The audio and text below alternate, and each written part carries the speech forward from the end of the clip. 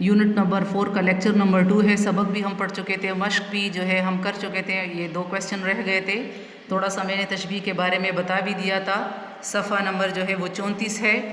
पहले भी मैंने थोड़ा सा जो है तशबीह की तारीफ़ आपको बता दी थी कि तशबीह किसे कहते हैं। इबारत भी हम जो है वो पढ़ चुके थे पीछे चैप्टर में कि यहाँ पे इस इबारत में जो है किन किन अल्फाज को किन किन चीज़ों से जो है वो तशबीह दी है। और तशबीह की तारीफ़ भी मैंने करवाई थी कि तशबीह किसे कहते हैं। जैसे किसी एक चीज़ को किसी ख़ास खूबी या खामी की वजह से किसी दूसरी चीज़ की मानंद यानी की तरह करार देना तशबीह कहलाता है। जैसे पत्थर की मानंद सख्त, यानी कोई चीज़ है तो उसको पत्थर की सख्ती से जो है वो तशबीह दी है। बाल की तरह बारीक, यानी बाल की बारीकी से जो है किसी चीज़ को तशबीह देना।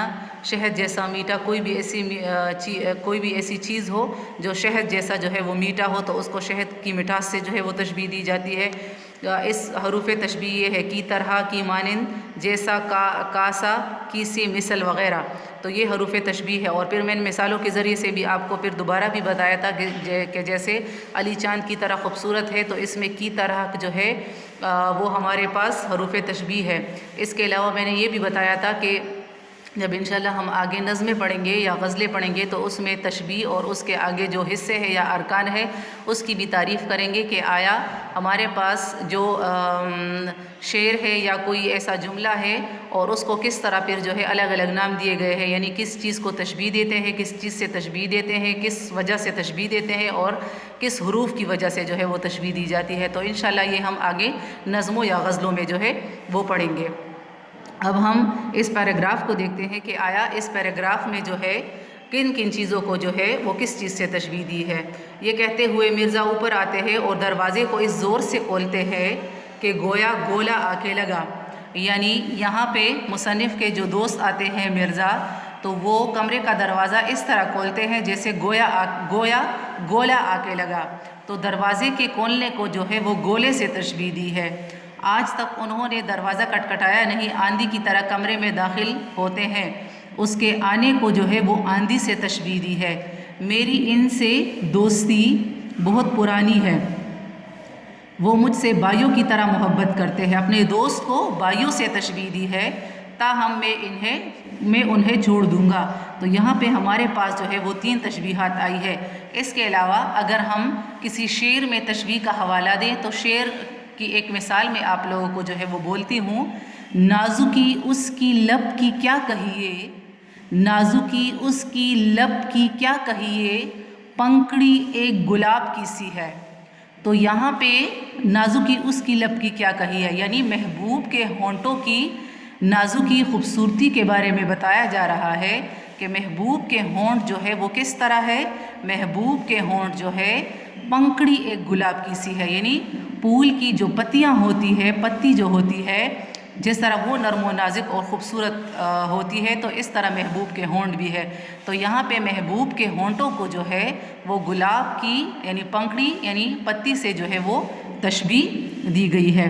तो ये हमारे पास जो है तशबीह की तारीफ़ और उसकी जो है वो मिसालें हैं। अब यहाँ पे हमारे पास सिन्फ़ के असनाफ़ नसर में हमारे पास एक है मज़ाह निगारी।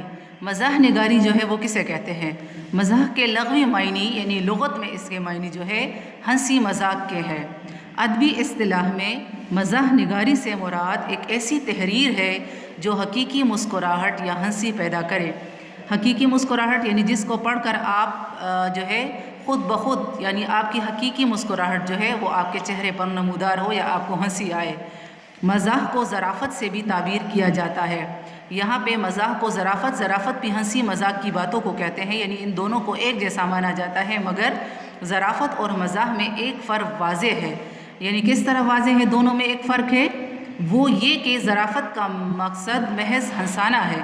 यानी ज़राफ़त का मकसद क्या है, सिर्फ़ आपको जो है महज सिर्फ़ आपको हंसाना है। किस तरह, और इस हंसी में अक्सर औक़ात आमियानापन भी पैदा हो जाता है। ज़राफ़त और मज़ाह में जो है वो फ़र्क ये है कि ज़राफ़त जो है किसी को उसका मकसद ये होता है कि आप किसी को जो है वो ज़बरदस्ती हंसाते हो कोई ऐसी बात करके। जब वो बनता हंसता है या इस ज़राफ़त की हंसी में जो है अक्सर औक़ात कौन सा अंदाज़ जो है वो आ जाता है, आमियानापन यानी बाज़ारीपन।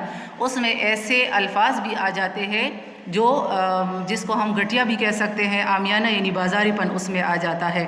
جبکہ مزاح نگار محض یعنی صرف ہنسی پیدا نہیں کرتا بلکہ غور و فکر کی بھی دعوت دیتا ہے. جبکہ مزاح میں کیا ہوتا ہے، اگر کوئی شخص کوئی مزاح نگاری کرتا ہے تو اس میں اس کا مقصد کیا ہوتا ہے کہ وہ بندہ جو ہے اس مزاح پر، اس ہنسی پر جو ہے غور و فکر کرے کہ آیا اس نے اس چیز پر مزاح کی ہے، ہنسی پیدا کی ہے تو کس وجہ سے، تو بندہ جو ہے اس پہ غور و فکر کرتا ہے. بقول مشتاق احمد یوسفی، یہ بھی اردو ادب کے ایک بہت بڑے مزاح نگار ہیں مشتاق احمد یوسفی. انہوں نے کیا کہا ہے، میں اس کو مزاح تصور کرتا ہی نہیں جو غور و فکر کی دعوت نہ دے. مزاح وہ ہے جو تفکر پیدا کرے. یعنی یہاں پہ انہوں نے یہ بھی کہا ہے، جیسے ہم نے اوپر بیان کیا ہے کہ میں اس کو مزاح سمجھتا ہی نہیں کہ جب بندہ اس کو پڑھے، یعنی قاری اس کو پڑھے، پڑھنے والا، تو اس کو جو ہے غور و فکر کی دعوت دے، یعنی اسے سوچنے پر مجبور کرے کہ آیا اس میں یہ ظرافت کیا تھی یا اس میں مزاح کیا تھا، اور یہ کس سوچ کی بنا پر جو ہے اس میں مزاح نگاری جو ہے وہ کی گئی ہے. یہ چیپٹر ہمارا ختم ہو گیا ہے، اور اس کے نوٹس جو ہے آپ کو پھر اسکول سے ملیں گے.